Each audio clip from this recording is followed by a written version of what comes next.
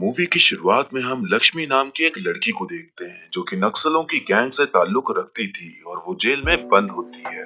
वहाँ पर मौजूद पुलिस ऑफिसर विक्रांत, जिन्हें सब पाजी कहकर पुकारते थे, वो लक्ष्मी को सांत्वना देते हुए उससे सवाल जवाब कर रहे होते हैं कि वो ये काम क्यों करती है और उसका मकसद क्या है। लक्ष्मी अपना दुख दर्द बांटते हुए कहती है कि उसे चाहिए सरकार और उनके कुत्तों से आजादी। तभी वहाँ पर नशे में धुत एक सीनियर ऑफिसर आता है और लक्ष्मी के साथ बदतमीजी करने लग जाता है। पाजी थोड़ा अच्छे दिल के इंसान थे तो वो उसे रोकने की कोशिश करते हैं, पर सीनियर ऑफिसर उसे हड़काकर चुप करा देता है। फिर उसके बाद सीनियर ऑफिसर लक्ष्मी के साथ जबरदस्ती करते हुए अपनी घिनौनी सोच को पूरा कर रहा होता है और पाजी कुछ नहीं कर पाते। और ये सब कुछ वहाँ बैठे एक नेता के कहने पर हो रहा था। तभी वहाँ लक्ष्मी की नक्सली गैंग आकर पुलिस स्टेशन पर आक्रमण कर देती है और लक्ष्मी को बचा लेती है। लक्ष्मी जाने से पहले इनकलाब जिंदाबाद का नारा लगाते हुए उस नेता का गला काट देती है, लेकिन बाजी को नहीं मारती क्योंकि उसने पूरी कोशिश की थी कि उसके साथ कुछ भी गलत ना हो। तो वो उसके हाथ में एक बम देती है और कहती है कि जब जिंदगी में अत्याचार बढ़ने लगे तो इसे फोड़ देना, और इतना कहकर वो वहाँ से चली जाती है।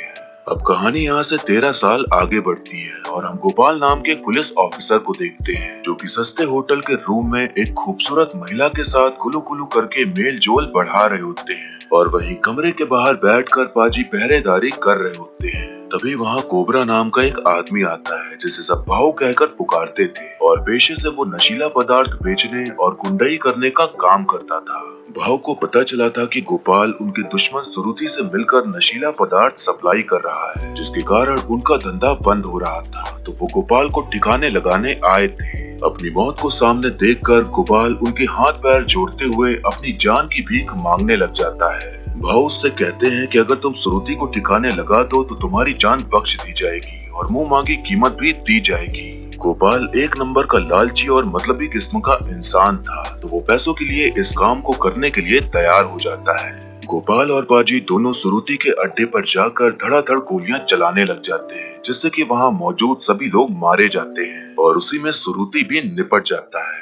गोपाल को वहां पर नशीले पाउडर से भरे 2 बैग दिखते हैं, तो उसके अंदर मौजूद लालची कुत्ता भौंकना शुरू कर देता है और सोचता है कि अगर वो इनको बेचेगा तो उसे खूब पैसा मिलेगा। बाजी नशीले पदार्थ से भरे बैग्स को साथ में ले जाने के लिए मना करने लगते हैं क्योंकि उससे वो फंस सकते थे, लेकिन गोपाल सीनियर होने का फायदा उठाते हुए उन्हें चुप करा देता है और बैग लेके चल देता है। रास्ते में नाकाबंदी लगी हुई थी, तो गोपाल अपना आईडी कार्ड दिखाते हुए सोचता है कि वो तो खुद पुलिस वाला है तो उसे कौन ही रोकेगा, लेकिन पुलिस ऑफिसर उसे सीधा उससे भी सीनियर ऑफिसर के पास पहुंचा देते हैं क्योंकि उन्हें खबर मिल गई थी कि सुरुचि को उन लोगों ने ही मारा है। पुलिस वालों के भी अपने कुछ नियम कानून होते हैं जिसे गोपाल पूरी तरह से तोड़ ताड़ के काम कर रहा था, और उसकी गाड़ी से नशीले पाउडर से भरे बैग भी मिले थे, जिसके चलते उन दोनों को सस्पेंड कर दिया जाता है। उन्हें खबर मिलती है कि पम्मी नाम की एक नई ऑफिसर आई है जो कि उनको सस्पेंड होने से बचा सकती है, तो वो लोग उनके पास पहुंच जाते हैं मदद मांगने के लिए। पुलिस ऑफिसर पम्मी भी कोई दूध की धुली नहीं थी, तो वो कहती हैं कि 2 करोड़ रुपए दोगे तो तुम्हारा सस्पेंशन रुक जाएगा। अब दोनों लोग परेशान होते हैं कि इतने पैसे कहाँ से लाएं, तो पाजी गोपाल के ऊपर भड़कने लगते हैं कि अगर वो बैग ना चुराया होता तो अच्छा होता। इन सब बातों को लेकर उन दोनों में बहसबाजी शुरू हो जाती है और फिर उनके रास्ते अलग हो जाते हैं। गोपाल को इधर उधर से खबर मिलती है कि एटीएम में पैसे डालने वाली जो वैन होती है उसमें करोड़ों में पैसा होता है, तो अगर उसे लूट लिया जाए तो सारा मामला सेट हो जाएगा। वो 2-4 अपने जैसे भ्रष्ट ऑफिसर को लेकर एक प्लान बनाता है और निकल पड़ता है पैसों से भरी वैन लूटने के लिए। उधर पाजी सोच में डूबे होते हैं कि अगर उनकी नौकरी चली गई तो उनके परिवार का क्या होगा, और अगर नौकरी चाहिए तो उसके लिए पैसे भी नहीं है। तो इन्हीं सब सोच में डूबकर वो अपने बक्से से वही बम निकालते हैं जो लक्ष्मी ने उसे दिया था उस वक्त फोड़ने के लिए जब उनकी जिंदगी में अत्याचार बढ़ने लगे। तो पाजी के हिसाब से शायद अब समय आ गया था उस बम को फोड़ने का। अब हम देखते हैं कि गोपाल और उसके साथी पुलिस की वर्दी पहनकर नाकाबंदी लगाते हुए रोड के बीच में खड़े हो जाते हैं, और जैसे ही वैन आती है उस पर गोलियों की बौछार कर देते हैं। वैन में बैठा एक सिक्योरिटी गार्ड वहां से भाग निकलने में कामयाब हो जाता है, लेकिन बाकी सभी लोग मारे जाते हैं।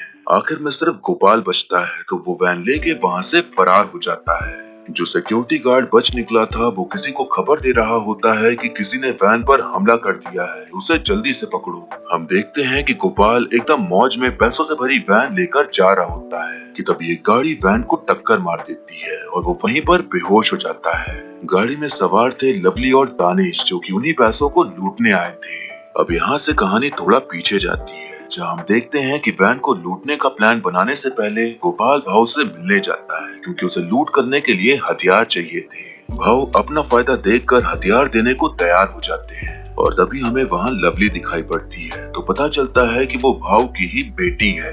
लवली किसी पार्टी में जा रही थी, तो उसकी सुरक्षा के लिए भाऊ अपने चेले दानिश को साथ में भेज देते हैं।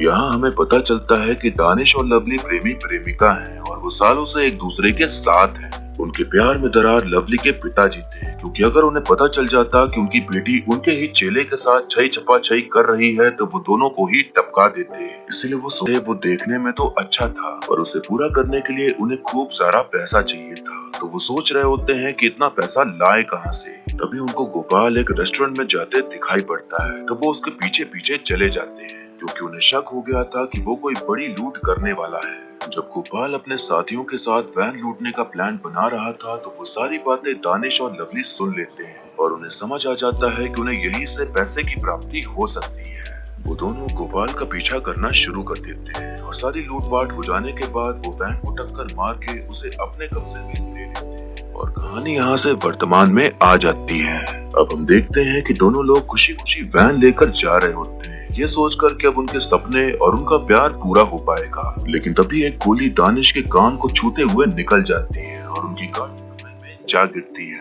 वो गोली चलाने वाले इंसान थे पाजी, जो कि पुलिस ऑफिसर पम्मी के साथ मिल गए थे उस वैन को लूटने के लिए। अब हमें वो समय दिखाया जाता है जब पाजी बम लेकर उसे फोड़ने के लिए बैठे हुए थे कि तभी उनके पास पुलिस ऑफिसर पम्मी का फोन आ जाता है और वो कहती हैं कि आपके जानने वालों को हमने पकड़ रखा है, तो उनके बारे में थोड़ी जानकारी चाहिए।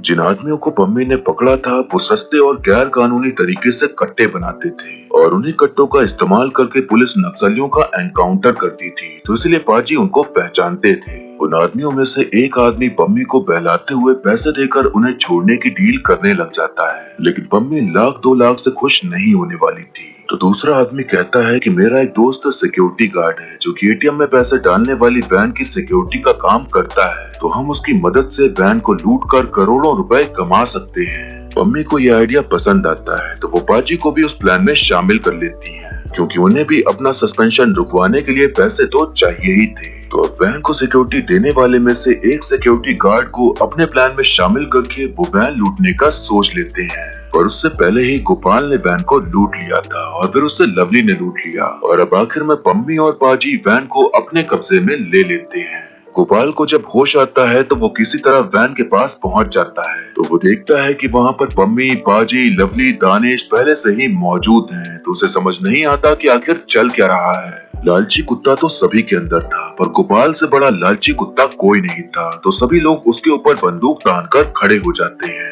इतने में उन्हें एहसास होता है कि कोई आ रहा है, तो वो लोग एक खंडहर घर में छुप जाते हैं। हम देखते हैं कि लक्ष्मी अपने गिरोह के साथ अपने अड्डे पर आ रही थी, तो उसे शक होता है कि उसके अड्डे में कुछ लोग छुपे हुए हैं, तो वो अंधाधुंध गोलियां चलाने लग जाती है। बाजी देखते हैं कि वो तो वही लक्ष्मी है जिससे वो पहले भी मिल चुके हैं, तो वो बाहर निकलकर उससे शांति से बात करते हुए सभी को छोड़ देने की विनती करने लगते हैं। बाजी की बात मानकर लक्ष्मी उन सभी को जाने को कह देती है, लेकिन इतने में ही गोपाल को कहीं से मशीन गन मिल जाती है, तो वो पागल कुत्ते की तरह सभी के ऊपर गोलियां चलाने लग जाता है। अब वहाँ पर हर कोई एक दूसरे के ऊपर गोलियां बरसा रहा होता है और देखते ही देखते सभी लोग एक दूसरे को मारकर उस खंडहर को शमशान घाट बना डालते हैं और आखिर में जिंदा बचता है सिर्फ गोपाल। गोपाल वैन से पैसों से भरा बक्सा निकालकर उसी जंगल में छुपा देता है और फिर वो हॉस्पिटल में भर्ती हो जाता है। अब उसके ऊपर इंक्वायरी बैठाई जाती है, तो वो मनगढ़ंत कहानी बताते हुए कहता है कि वो, पाजी और पम्मी पार्टी करके घर जा रहे थे, तो उन्हें दिखा कि वैन की लूट हो रही है जो कि भाव के आदमी कर रहे हैं, तो हमने उन पर हमला कर दिया। फिर अचानक वहाँ नक्सल लोग आ गए और उनमें भी भिड़ंत हो गई, जिसके कारण सभी लोग मारे गए और आखिर में बचे सिर्फ पाजी, मैं और पम्मी। भाव के कुछ लोग वैन के साथ हमें भी लेकर जा रहे थे, तो मौका देखते ही मैंने ड्राइवर पर हमला कर दिया और वैन खाई में जा गिरी। सारे नक्सल मारे गए थे, लेकिन उनकी लीडर लक्ष्मी जिंदा थी। तो उसने पहले पाजी के ऊपर गोली चलाकर उन्हें मार दिया, फिर हम पर बम से हमला कर दिया। तो ऑफिसर पम्मी ने मुझे धक्का देकर दूर कर दिया, जिसकी वजह से मैं तो बच गया, पर वो मारी गई। आज मैं अगर जिंदा हूँ तो सिर्फ पम्मी की वजह से जिंदा हूँ, वरना मैं भी मारा गया होता। उसकी झूठी कहानी के हिसाब से उसकी जांबाजी को देखते हुए सरकार की तरफ से उसे मेडल से नवाजा जाता है, और उसकी बहादुरी की चर्चा सभी को सुनाने के लिए न्यूज चैनल वाले उसका इंटरव्यू भी लेते हैं। टीवी पर हमारे प्रधानमंत्री मोदी जी आते हैं और कहते हैं कि भ्रष्टाचारी और काला धन खत्म करने के लिए आज रात 12 बजे से 500 और 1000 के नोट लीगल नहीं रहेंगे। अब ये खबर सुनकर गोपाल का सारा खून सूख जाता है और पानी में रहते हुए भी घबराहट के मारे अपने पसीने से ही भीग जाता है, और किसी खिसियानी बिल्ली की तरह एकदम चिढ़ते हुए अपने आप को और इस फैसले को कोस रहा होता है, क्योंकि उसकी बदकिस्मती ये थी कि ये कहानी उस समय की है जब नोटबंदी होने वाली थी, और जो उसने पैसे चुराए थे वो 500 और 1000 के नोट में ही थे। और इसी के साथ मूवी खत्म हो जाती है। तो दोस्तों, कैसी लगी मूवी आप कमेंट में जरूर बताइएगा।